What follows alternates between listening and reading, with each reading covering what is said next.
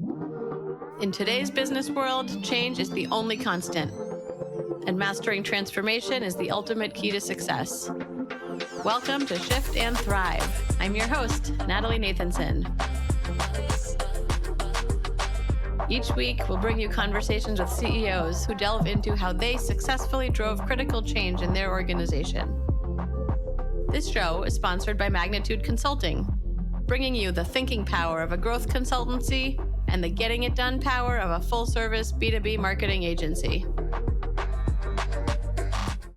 Today's guest is someone I have really been looking forward to speaking with. He is truly a visionary and a pioneer in robotics, known for his commitment to advancing technology for societal benefit. He's a two-time MIT grad and launched his first robotics venture back in 1998, and now he's been building and guiding ventures ever since. He has nearly 70 patents and 30 more pending and has won numerous industry innovation awards. He also mentors, invests in, and advises numerous robotic and automation startups. In 2015, he also co-founded Mass Robotics, a nonprofit dedicated to championing robotics ventures and innovations globally. He's also the CEO and founder of Mechaable, which helps organizations navigate their automation journey with confidence. Daniel Theobald, welcome to Shift and Thrive.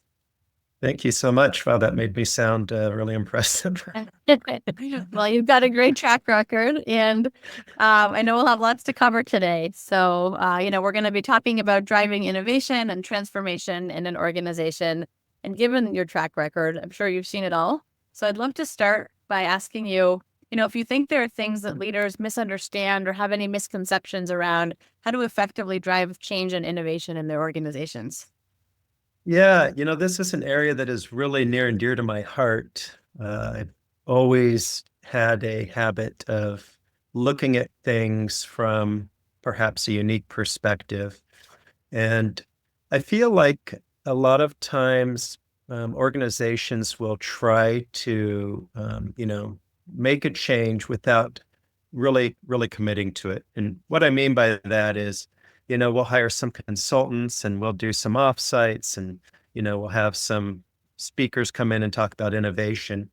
But one of the things I've realized over the years is that the organizational structure itself is oftentimes the most important factor in allowing an organization to innovate and be successful.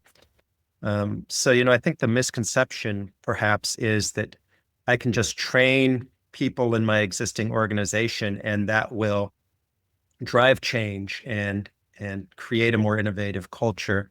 And I feel like it's almost more structural than that you have to almost make physical change in the organization and in two areas. One, some people will do this. Some people are going to be excited about free thinking and trying new things and taking risks. Some people simply won't. So the first aspect of it is there are people that are going to be partners in change and innovation, and they're going to be people that are not well suited for that. And I think it's important to be realistic about that. And then the second is, what is the actual organizational structure that allows this to happen? I was actually just doing a lunch and learn for a large organization around innovation. And one of the most important things that you see there is that there's a lot of bureaucracy in most organizations that get in the way of change and innovation. And when I was at Vecna years ago, when we started to be successful, we started to sell robots, we started to have to ramp up and become a big organization, I very quickly noticed that we were losing our ability to innovate, to design new solutions quickly, to be responsive to customer needs at the rate that I felt was appropriate. So what we ended up doing was actually creating a separate part of the organization that was focused on innovation. We called it the Advanced Development Team. And there we were able to, really address both of those issues. One, we were able to essentially bring into that group, the people in the organization that we felt were most excited about, most ready to be innovators. And we were also to create an organizational structure that got rid of a lot of the unnecessary bureaucracy and red tape and things that slowed innovation down. Like, here's a budget and you can go and buy stuff. You don't need to go through this extensive purchasing process. Or, you can interact directly with the customer. You can, whatever it is, but get rid of the red tape, because innovation is about trying lots of things and failing and learning from that and then trying again. And if you're not free to make mistakes, if you're not free to, try things that maybe everybody doesn't agree on, unlikely that you're going to move the needle much. Yeah, yeah, I love that example, and it's something I was talking to another CEO and founder about recently, because he had a SaaS platform and had then kind of built that second organizational structure to really build kind of more of a agentic AI and kind of build in the new world, and was talking about kind of that bifurcation of the business. And Yeah. I'm curious, in your experience, do those kind of forever staying separate, or do you try to eventually kind of the new normal of the company is the innovation department? How do you think that plays out? Yeah, that's a great question. And I feel like the ultimate answer is somewhere in between, right? You want a culture of innovation that can flow throughout your entire company, ideally, right? You want people to feel empowered to speak up when they see something that could be done better, right? This is one of the big problems we have in organization, is just the lack of effective communication. And that's part of it can be part of the leadership culture, where if people don't feel safe, they're not going to speak up. And how do we make people feel safe? There's lots of ways, and we could do a whole podcast on that. But a lot of it is seeking out their opinion and encouraging them to share their thoughts, and also to take risks and to not punish people for failures. There was a meme I saw recently where there was sort of a post post action or after action review on something, and the one side was, you know whose fault is it that we failed, and the other side of it was, what can we learn from our failure? And obviously the second is what we want, because in cultures where it's about who's wrong and who made a mistake, you're never going to get the kind of results you want. So you definitely want that through the whole culture, but on the flip side, you're never going to get the kind of speed and innovation, iteration time that you really need in today's world to keep up in the whole organization. So I think you try and achieve a balance between the two.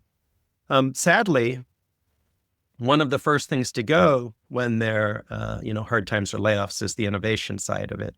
People, you hear famously again and again, they cut their R&D and are focusing on the core product or whatever it is. And I think that's often a mistake. You oftentimes see the results of that years later.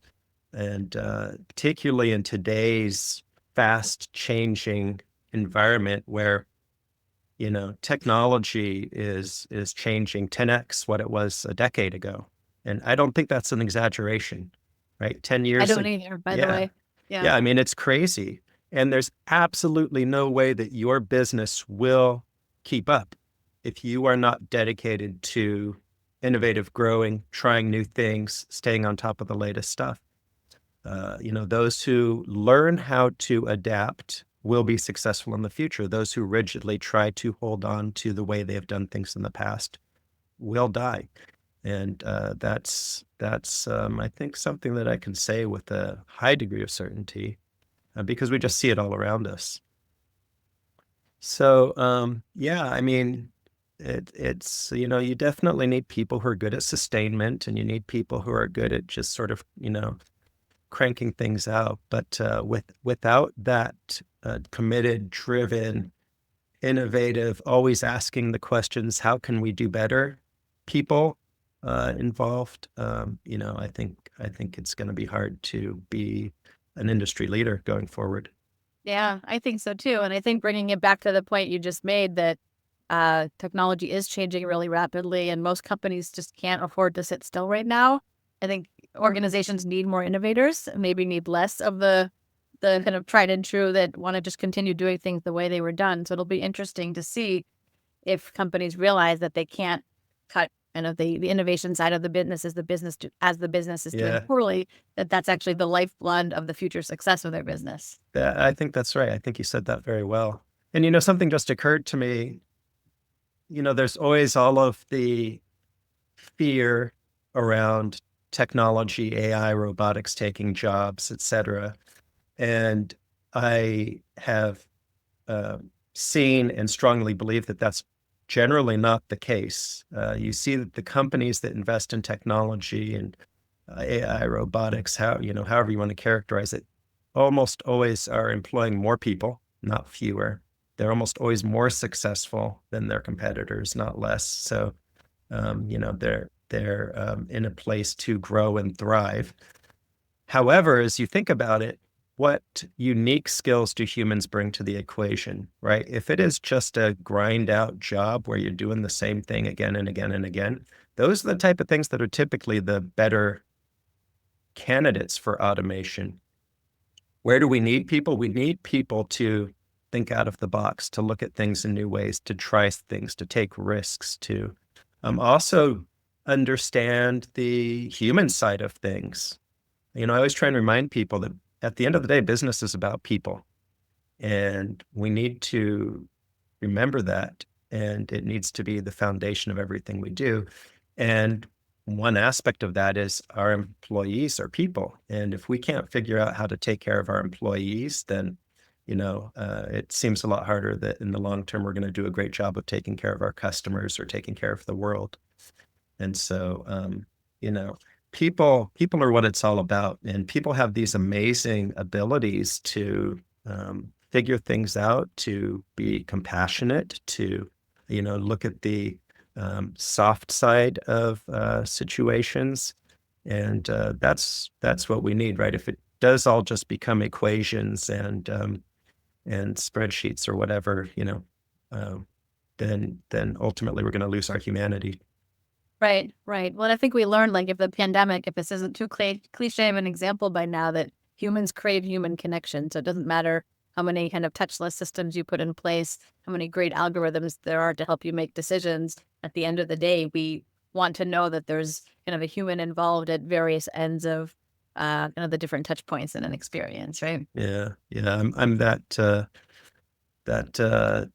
company's worst nightmare when it comes to their phone system, because I'm just like always, all right, give me a human. Zero. I'm going to try zero. I'm going to try. Let me speak to a representative, please. Yeah, the automated systems just don't do it for me. Yeah, yeah, I agree. And I have very little patience for that in general, though I was talking to my husband who knows how impatient I am with these kinds of systems. And he had just had a great experience with like a SaaS provider. And he said that it was the first time that that experience was actually better with the machine and it was able to answer some very technical questions without the kind of typical like escalation and research and we'll get back to you and all those kinds of things. So that gave Yeah, me a little bit of hope. maybe there's some great things coming. I certainly anticipate that will be the case. So technology is changing so fast, and I've learned over the years to not be too confident in any predictions about what's going to happen, because usually they're wrong. Yeah, yeah.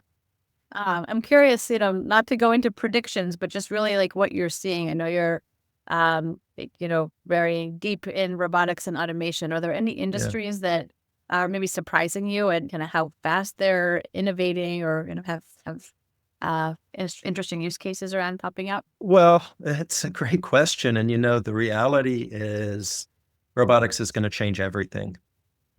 I think you know. So I was one of the earliest companies in this. I've been doing it for decades, and when I first started building mobile robots, I'll just separate it from your typical, um, you know, General Motors welding robot that has been on the assembly line for decades. But when we first started building, robots that could navigate freely in the environment and do things, there may be a handful of other companies doing this. And I believed at that time that what we would see eventually is that anything that moves, anything that needs maintenance, anything that's manufactured, what I call the three M's, this would all be done with robotics and automation in the future. And if you think about it, that's really the vast majority of what I would call the physical economy, right? Things products and things that move and act in the real world. So that's trillions and trillions and trillions and trillions of dollars. So there's so much opportunity, and we were still at the time when robotics was mostly an academic pursuit. So you saw, obviously some NASA and some military type of things, because that's where some money was going from the government to academia. But there was basically nothing going on in industry. And that has turned around 180 degrees. We now see robotics companies springing up in every industry and, trying to do everything. And some of them make sense. And honestly, some of them don't make sense right now. And there's a lot of excitement around things like humanoids and lots of different ideas around how robots are going to change the world. And so it's an exciting time. A lot of people ask me about humanoids, and one of the first robots I built was a humanoid. It was 20 years ago now. Actually, I have lots of patents on that. But the reality is that as humans, we are fascinated with the human form. But the reason that we build machines in industry is because, the human form is ultimately limited. And so there are going to be, I think, lots of great applications where humanoids make sense. But as with most things, when you get this kind of hype, the vast majority of those companies are going to end up not having been good investments for the investors. And I hope that doesn't, have too negative of an impact on the industry. Certainly because there are amazing opportunities to deploy robotics in very practical ways. Actually, Rodney Brooks gave a very, I thought, thoughtful talk on this at Robo Business a few months ago, where he basically said, if you're trying to build a robotics company, don't build it around new technology. He said there's plenty of good technology and there's plenty of problems that the existing technology can solve. So focus on that, because he showed that, new technology generally takes from like 20 to 30 years to truly penetrate the market and have an impact. So I think that's good general advice is, we should always be researching and trying new things and doing exciting stuff. But if you're trying to build a business, generally you're going to be better off, with the same old advice of keep it simple, stupid, or as I like to say, keep it simple, smarty, KISS. It's really easy to sort of get really excited about some new idea and, pushing some new technological innovation into the market really does take decades. Yeah. It's interesting, just as you're talking about kind of the humanoid form factor, and we're kind of enamored with this ourselves.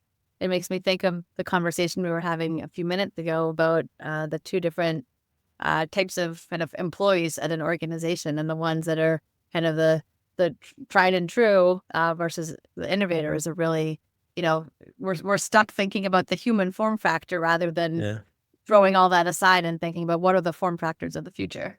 Yeah, what actually makes sense. I've seen this everywhere where we have done automation, and not all of it is robotics. So I did a lot of work early on in the healthcare industry. We did a lot of innovation around new processes for patient check-in and online booking of appointments, back in the day when that was just a brand new thing decades ago. And the trend that I always saw was that as humans, we would always try and, this is particularly true of a lot of customers, where they just wanted to automate the existing process as it was. So, we had our paper forms and, fill them out and all that kind of thing. So now they just wanted an electronic version of this. And we missed a lot of opportunities to sort of rethink from the ground up. What's a better way to do this whole process? And do we really need step X, Y, and Z, which used to be necessary because of whatever? I think that's just maybe a little bit lazy of us, instead of like just stopping and thinking about, okay, where are we and where do we want to get to? And what is the way that we can use technology to do that most efficiently? Sort of in a holistic manner, versus just looking at, these various steps and say, okay, now I need to automate this step, and now I need to automate this step, and now I need to automate this step. Right. I mean, I think just in my world of professional services and consulting, I think that is where like everyone needs to be focused, is really rethinking the whole kind of flow and delivery methods and not just making us more efficient at kind of the steps that are followed today. Yeah, it's like being a child again, right? The Buddha mind, the beginner's mind. I think about my when my children are younger, and you always get the "but why, Daddy? But why?" And we need to be asking that more. Like, but why? Why would we do this? Is this actually necessary?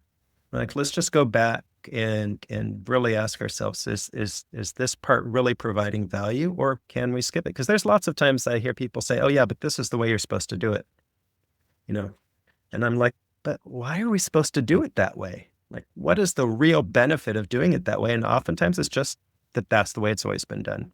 Yeah. Yeah. And it takes some courage to really challenge those things, right? Because we don't like being wrong. But I think if we're truly going to embrace change, organizational change, and innovation, we need to not only get comfortable with being wrong, we need to crave being wrong in a sense. Because if you're not wrong, more often than not, then you're probably not trying hard enough. You're probably not innovating hard enough. You have to be practical about it, of course, right? You have to quickly realize why something is maybe not the right approach. But not asking the question in the first place is probably a mistake, because that 1 in 10 idea that actually turns out to have some real value, you're going to miss it if you don't have that courage. Mhm. Yeah, yeah, it ties to a topic I've been thinking a lot about lately is kind of the transformation that like each of us as individuals, as leaders, as professionals need to be making to kind of be kind of relevant in these current times. And I think your point about you need to crave being wrong, willing to do things differently, like it requires a different way of thinking that like what got you here won't get you there, and that's not Yeah. comfortable. Yeah, and creating organizations that make that okay is non-trivial, right? That's hard. That's why a lot of big companies, their approach is, well, we can't really innovate. We just accept that. So we'll acquire small companies, which, most of the time doesn't work either. But I truly believe that larger companies can do a good job of creating a culture of innovation. And a lot of it, quite frankly, is around mental health, believe it or not, right? It's around this idea of making people feel safe.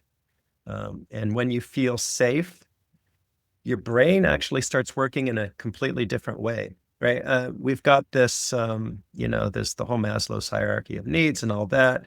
But when you don't feel safe, your brain is in a protection mode. We are protecting ourselves. And when you're protecting yourself, you are not open to the world of possibility. And so how do you create an organization where people have an environment where they can feel safe enough to really engage their whole brain and think about things in new, fresh ways that hasn't been thought about before? At the end of the day, that it really comes down to your direct boss most of the time.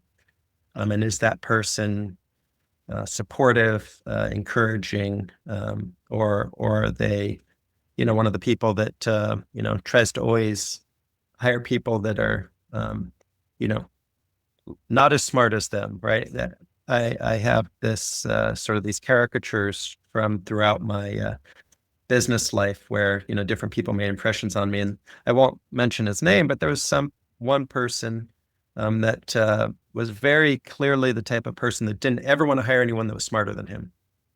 Right? He always wanted to be the smartest person in the room.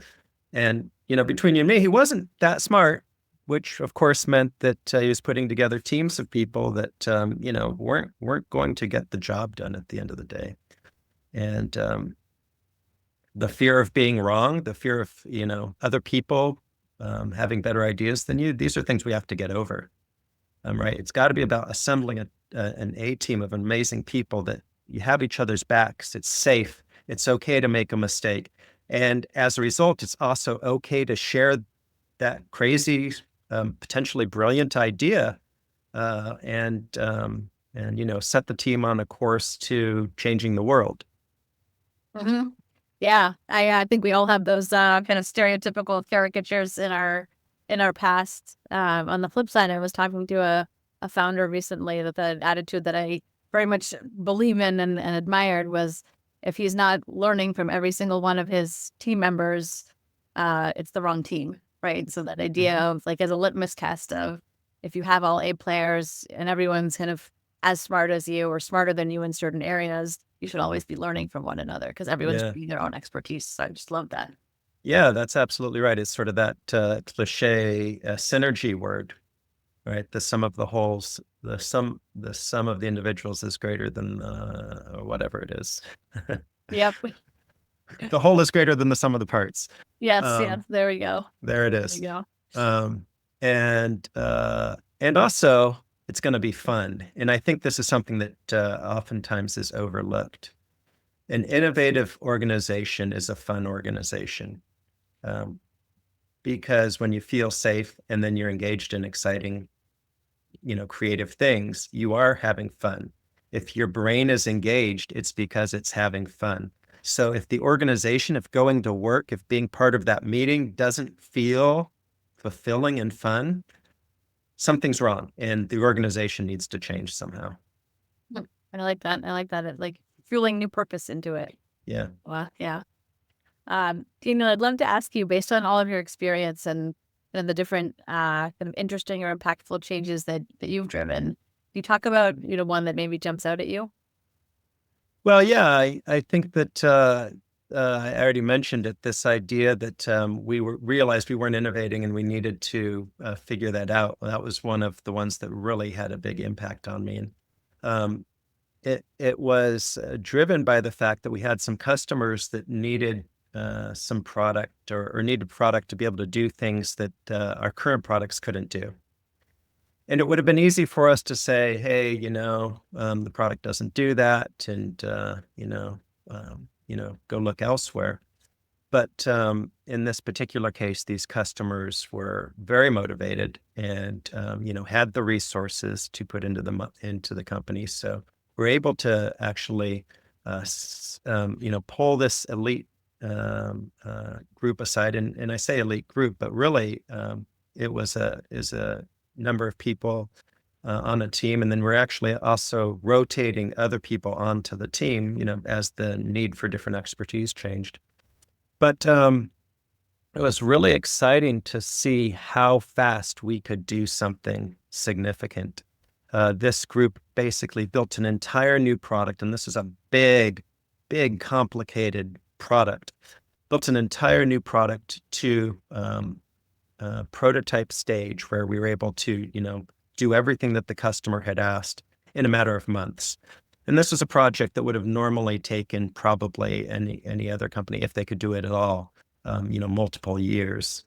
And so it very much reminded me of the whole, I don't know if your listeners are familiar with the SR-71 Skunk Works idea, but the U.S. felt like they needed this new spy plane to be built, and they saw that the traditional way of building and designing and building a new uh, advanced jet wasn't going to get them there. So they basically recruited this very small team. I can't remember, but it was not more than 20 people, and basically put them in a room and gave them a few months and said, this is the goal. And famously, they accomplished that goal, and I don't think anyone really thought they would. It's just really exciting to be part of something like that and to see how amazing humans are and what's actually possible if you get the right people together in the room. You create a safe environment and you give them the resources they need, and cut away the red tape and bureaucracy. So that was really exciting. And I guess what I learned from that, I'm now carrying over to one of the other startups that I'm funding, I should say, funding and advising, which is Rotate 8. So over the years, my ranch here in Rancho San Gregorio has, just been investing in what I would say is open source farming tech. As we see problems here with sustainable food production, we have turned to technology to solve some of those problems. And we realized that there's a great need for this around the world. So I found an amazing founder. Her name is Katie Bradford, who's really passionate about this, and basically said, "Hey, here's the technology we've developed. Now commercialize that." And we've talked a lot about this in terms of innovation and building the type of organization that can get this done. And she has just put together an incredible team of really talented people who are so dedicated. But she's keeping the team very small. And the point around having fun, I think, is really resonating here, because every time we have a meeting, every time we're working on stuff, there's just such a good feeling about it. Like everybody has everyone's back. Everyone is working for the same goals. There's no politics. There's no, that was my idea, or who gets credit for this or who gets credit for that.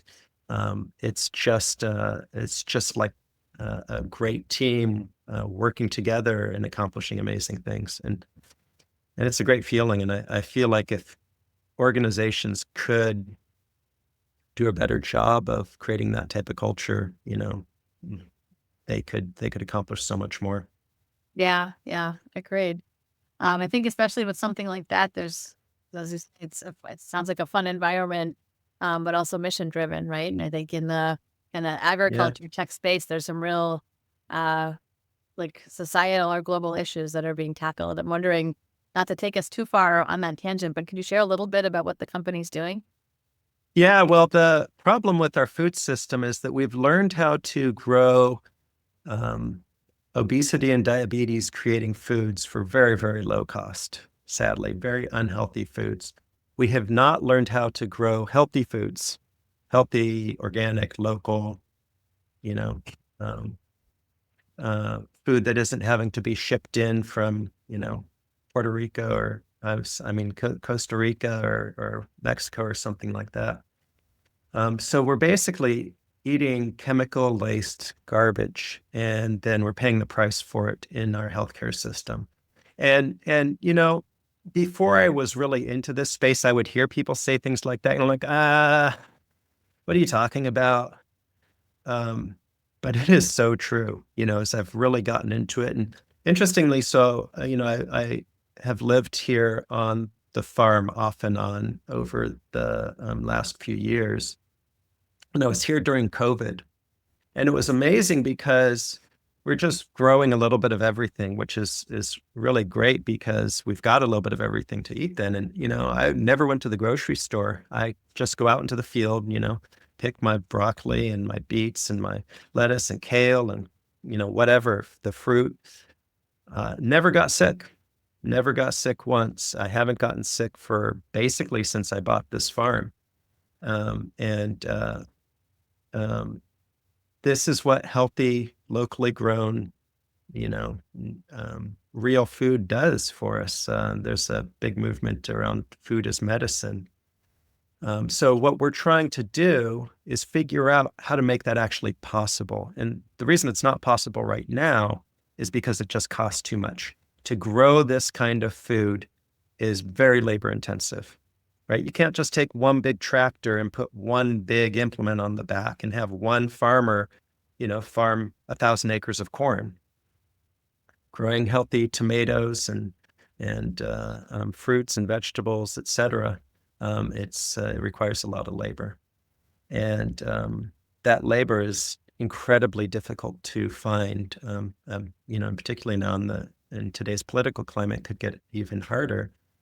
So automation, we believe, can be used to help small local growers grow the food that we need in a sustainable way, right? So it's going to be actually economically viable, right? We need to be okay spending a little bit more money for our food, but that's not a scalable solution. And a lot of people just can't afford it. So we really need to focus on bringing the cost of healthy food down.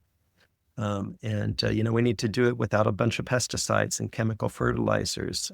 We need to do it in a way that's not destroying the planet. So we have been working on building what I would characterize as extremely low-cost robotic solutions to help local farmers sort of fill the gap there, to empower their existing workers to get more done in less time. And so we've got some farming robots, solar powered farming robots, which are really cool. That can be out in the field doing soil prep and planting and weed cultivation, killing weeds, and to then help with harvest as well. And we're really excited about it. And the farmers that we interact with are so excited about it. So yeah, it's a Yeah. lot of fun. And I'd say anybody who's interested in getting involved or learning more about it, certainly feel free to reach out to me. Yeah, that's great. Well, speaking personally, I know I'll be following along the sideline because that is so interesting and just so needed. And I think with all the kind of increase in a lot of the chronic diseases that we have these days, and then you hear the solution, or not the only solution, but for a lot of this, it's right back to the basics of like Yeah. eat fresh, eat organic. It's a lot of the things that we've created in modern society that have done this to us. Yeah. And as a Yeah. I mean, recreational gardener, I can say just how arduous it is to to grow healthy foods, right? yeah, yeah, it's not easy. And part of the reason why I bought a farm when I started thinking about doing food tech is because there are a lot of companies out there that try and build technology for farmers or for the agricultural industry that don't really understand the problem. And I made a commitment to myself that I wasn't going to try to solve problems for farmers that I didn't understand, and that I was going to farm conventionally for at least 5 years to make sure I really understood the problem before I was trying to automate it. And it kind of goes along with this idea of play, right? The way that we really are good at innovating is when we play with stuff. You roll around in it, you try it, you break stuff, you set it on fire, you smash it with a hammer, you freeze it, you see what happens when you do X, Y, or Z. And that's the way where that, those happy accidents, the serendipity happens where you say, oh, we could do this. And that's a lot of fun. And we've had a lot of those experiences since we started this endeavor. So play is super important. But, I was just going to mention for the listeners, we're talking a little bit about health, sleep, exercise, food, sleep, exercise, and food. That's what we need. Yeah. And my belief is I'm told that's the order. Like, sleep and exercise is really important. So food is super important, and these are all really important. But you got to be sleeping well. You got to be getting exercise. And then if you're eating healthy food, that's just going to, it's going to create a situation where you're not going to be a burden on the healthcare system and on your family nearly at the rates that we are right now. Yeah. Yeah. Which back to the comment you made earlier, like keep it simple, right? Keep it It's simple. not these big crazy things. It's really Yeah. about basics. And we create a life for us where we can be happy and enjoying life, right? These themes actually always come back to, at the end of the day, mental health. Like if you want good mental health, sleep, exercise, eat healthy. It's the exact same thing. Mental health and physical health are tied hand in hand. And it's an area that I'm really passionate about. And I don't think that we talk about enough because, there's a lot of stigma around it still. But I encourage everybody to realize that we all have mental health, just like physical health. We all have mental health, and there's no either you're crazy or you're sane, right? That's the old way of looking at things. We're always somewhere in the middle on the spectrum. And just like physical health, we need to every day do things to be improving our mental health as well. Yeah. Yeah. I'm definitely with you there. And I do think there's been a slow shift in the conversation that burnout used to be a badge of honor in the workplace. And I think now people are realizing it's actually not something to be proud of. The lack of Yeah. sleep, the being overworked, that nobody's at their best there in their work or for their personal lives. So yeah, I attended MIT, and that was absolutely the case at MIT. It was a badge of honor how many nights you could, not sleep. So pulling all-nighters. It's like, oh yeah, I pulled an all-nighter to get this problem set done. So cool. And actually, when I started my first business, there was one time when I didn't sleep for 3 nights in a row. I do not recommend that to anyone. It's not a good idea. And there's been a lot of research actually that has shown that even getting to sleep late one night kills as many brain cells as heavy drinking.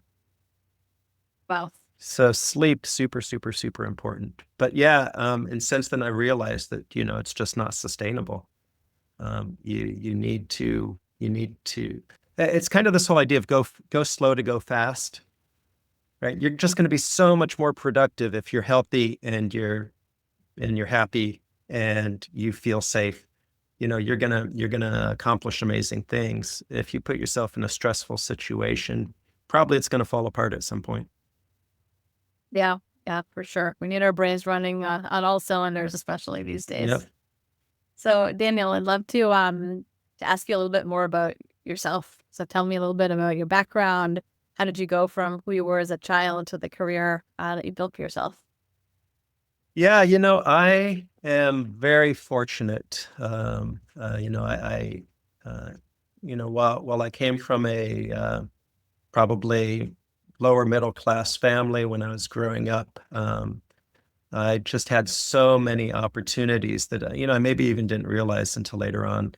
I grew up in San Jose, California, and I got to attend one of the world's first elementary schools that had a computer lab. Uh, and I had no idea that this was a unique experience I was having. We had Commodore PET computers and Apple ones, and so I got this amazing technical education, from elementary, middle school, and high school, and I was very fortunate to be chosen to represent the entire state of California in a supercomputer honors program at Lawrence Livermore National Lab the summer of my junior year. And so I just had all these experiences that were very formative for me. While I was at Lawrence Livermore National Lab, I actually was able to have a conversation with Edward Teller. And some people may recognize that name, others may not. But Edward Teller was a key figure in the development of the hydrogen bomb. And that conversation, and it's a very complex topic. And no matter what somebody's political stance or view of history is, I'd just say it's a very complicated topic. But the thing I really took away from that is how important it is that we are thoughtful about what we do, particularly as engineers, right? Because as you look at the as-built world around us, the world is built by engineers, and it's the work that engineers does can just have an absolute huge impact on society. I mean, just look at the internet, cell phones, and what's happening with AI. So it's really important that we're thoughtful about it. It used to be that the engineers kind of just worked for the business people, and you just kind of did what you were told, and you didn't really think about what impact the things that you built were going to have on society or the future. And I think that's a bit of a cop out.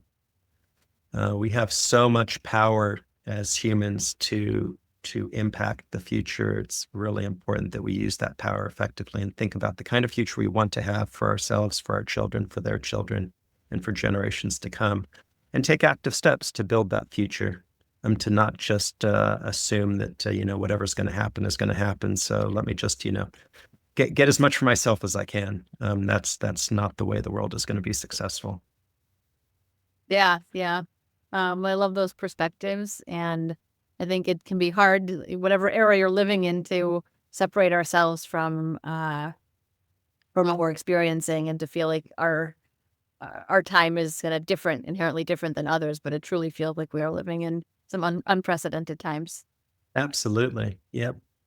Yeah, and so, it sounds cliche, but our children are our future, and we are failing our children right now on so many fronts. We're not giving them healthy food. We're not giving them a good education.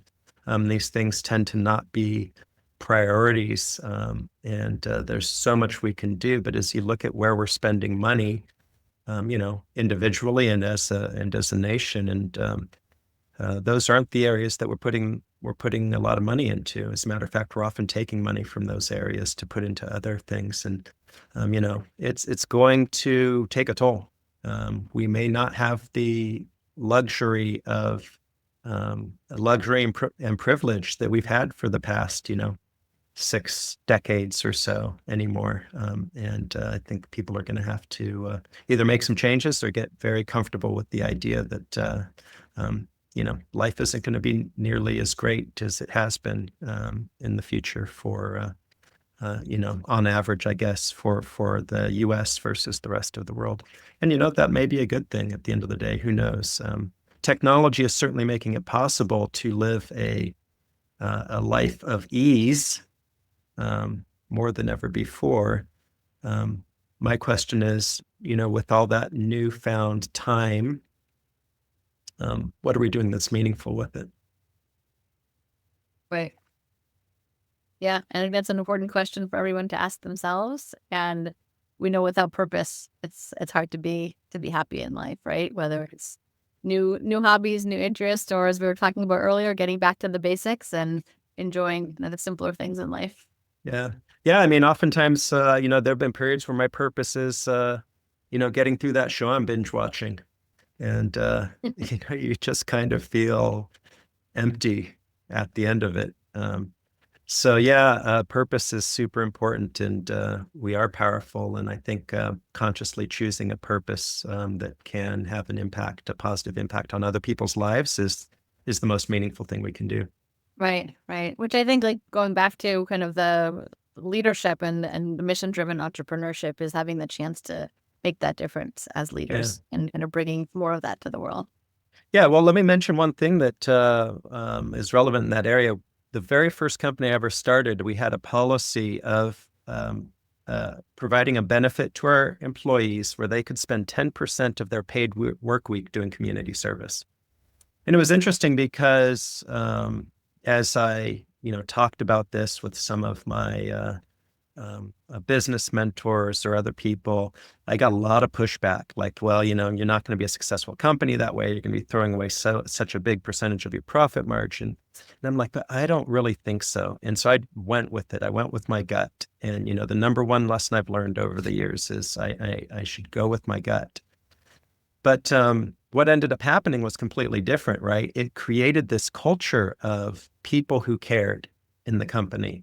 It's sort of this great self-filtering mechanism where, people who weren't the kind of employees that we probably wanted would filter themselves out because, during the interview process, we'd say, and, we really encourage community service. And what kind of community service have you done in the past? And, what kind of projects do you want to do in the future? And I think people who that didn't appeal to, they're not the kind of people that really make great coworkers, quite frankly.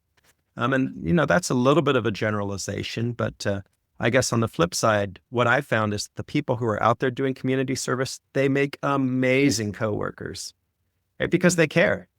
They're not egotistical and self-centered. They're like out trying to help each other. And so when I think about the best kind of organization, I think about an organization where every employee asks themselves every day, what can I do to make the work experience of my coworkers better today? And if everybody's asking that question, you've got an amazing work culture and you're going to accomplish incredible things. So, it was this benefit that I think created huge return on investment for us. It worked out so that it was one of the best business decisions I ever made. And then on top of it, just getting those letters from parents of children whose, lives had been changed by the few hours a week that, the Vecna Technologies employees were putting to community service, that was just amazing. I get these heartfelt letters that talked about how, it just changed their lives. And, the ripple effect, the impacts of that, I think are you can't really measure it. It's just something that we need a lot more of. Wow, that's fantastic. What a great story and what a great thing that you did. I love just kind of the thinking behind it, and it's inspiring to really think about how we can each kind of bring the things that are in our gut and in our values to life and help that kind of to influence the organization. So thank you Yeah, for doing that. just try it, right? And don't let somebody tell you it's a bad idea. You got to trust your gut. If it feels right, if it feels like something that's going to work, you got it. You got to have the courage to try it out. Yeah, yeah. Well, that's great advice. And Daniel, this whole conversation has been really fantastic. So thank you for everything that you've shared. And as we look to wrap up today's conversation, can you let our listeners know how they can reach you if they want to get in touch? Yeah, I'm easy to find on LinkedIn, probably the easiest way, but on that note, I would encourage everybody to, always reach out and ask for help if I can be helpful, but also don't hesitate to reach out to other people. It always surprises me how close we are all together, most within, one or two acquaintances, but we tend to not take advantage of that as much as we should. So if you need help with something, if you need advice, if you need information, reach out and ask people. ChatGPT is great, but most of the time it's actually wrong. So, reach out to real humans. They're cool too. Yeah, yeah. Well, thank you. Thanks for that great advice. And thank you to all of our listeners. I know I loved hearing about lots of things that Daniel and I talked about, from driving innovation to the discussion around health and wellness and the work that he's doing with farming tech. So if today gave you, our listeners, any valuable insights, and I am very sure that it did, please share this episode with someone. Spreading this kind of knowledge and information and thinking really helps all of us grow as leaders and helps us drive successful transformation for ourselves and our organizations. So thanks again, Daniel. And this has been another fantastic discussion on Shift and Thrive. See you all next time. That's a wrap for this week's episode. For show notes and more, visit shiftandthrivepodcast.com. A special thank you to our sponsor, Magnitude Consulting, bringing you the thinking power of a growth consultancy and the getting it done power of a full-service marketing agency to help B2B companies fuel their growth. For more information on Magnitude and to get your complimentary transformation readiness assessment, visit magnitudeconsulting.com/getready. Thank you so much for listening. We'll see you next week.